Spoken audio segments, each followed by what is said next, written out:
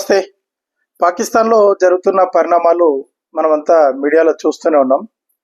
తెహ్రీకే లబ్బైక్ పాకిస్తాన్ అధినేత హుస్సేన్ రిజ్వీ, సాద్ హుస్సేన్ రిజ్వీని పోలీసులు కాల్చి చంపారంటూ వేలాది మంది పెద్ద ఎత్తున ఊరేగింపు చేయడం, అప్పటికే పోలీసుల కాల్పుల్లో సుమారుగా 280 మంది చనిపోవడం, 2000 వరకు ఆందోళనకారులు గాయపడడం అనేది జరిగిపోయింది. దాదాపుగా ఇస్లామాబాద్తో సహా అన్ని పట్టణాల్లో, ముఖ్య నగరాల్లో పెద్ద ఎత్తున ఆందోళన కార్యక్రమాలు తెహ్రీకే లబ్బైక్ పాకిస్తాన్ తరఫు నుంచి చేయబడుతున్నాయి. ఈరోజు ఈ తెహ్రీకే లబ్బైక్ పాకిస్తాన్ వ్యాప్తంగా ఈ ఆందోళన ఎందుకు చేస్తున్నాయంటే, హమాస్ అంటే గాజా ఇజ్రాయెల్ మధ్య శాంతి ఒప్పందం జరుగుతున్న ఆ పద్ధతికి, దానికి పాకిస్తాన్ ప్రభుత్వం అమెరికా చెప్పినట్లు వత్తాసు పలకడాన్ని వీళ్ళు వ్యతిరేకిస్తున్నారు. 2 సంవత్సరాలు ఇంత పోరాటం చేసి గాజాకి ఏమీ మిగలట్లేదు, వాళ్ళు అనుకున్నది ఏది కూడా సాధించలేదు, సుమారు 80,000 మంది వరకు ప్రాణాలు కోల్పోయి కూడా గాజా ప్రజలకు, పాలస్తీనీలకు న్యాయం జరగలేదని చెప్పేసి ఈ పాకిస్తానీ మతవాద సంస్థలు పెద్ద ఎత్తున పాకిస్తాన్ ప్రభుత్వానికి వ్యతిరేకంగా, పాకిస్తాన్ ప్రభుత్వం అమెరికాకు వత్తాసు పలికి ఇజ్రాయెల్ చెంత చేరడాన్ని వ్యతిరేకిస్తూ వీళ్ళు ఈ ఆందోళన కార్యక్రమాలు చేపట్టారు. అసలు ఈ తెహ్రీకే లబ్బైక్ పాకిస్తాన్ను ఏర్పాటు చేసిందే పాకిస్తాన్ ఆర్మీ.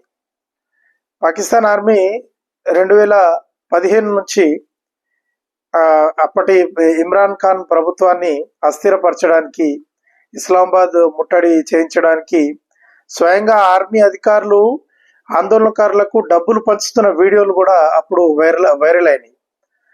అట్లా ఐఎస్ఐ ద్వారా ఏర్పాటు చేయబడ్డ ఈ మతవాద సంస్థలు, అతివాద సంస్థలు ఈరోజు పెరట్లో పెంచిన పాముల్లాగా ఇంట్లోకి వచ్చి పాకిస్తాన్ను కాటేస్తున్నాయి. పాము మనం ఎవరి కోసమో దాన్ని పెంచి పెరట్లో పెంచి వాళ్ళని మాత్రమే కాటేయించాలి అని అనుకుంటే అది ఏదో ఒక రోజు ఇంట్లోకి కూడా వస్తుంది. పాకిస్తాన్ విషయంలో అదే జరిగింది. ఈరోజు పాలస్తీనా పేరుతో వీళ్ళు ప్రపంచవ్యాప్తంగా వేరే దేశాల్లో, ముఖ్యంగా పశ్చిమ దేశాల్లో, యూరోప్ దేశాల్లో, ప్రశాంతంగా ఉన్న యూరోప్ దేశాల్లో కూడా మంటలు చెలరేగినాయి పాలస్తీనా పేరుతోటి.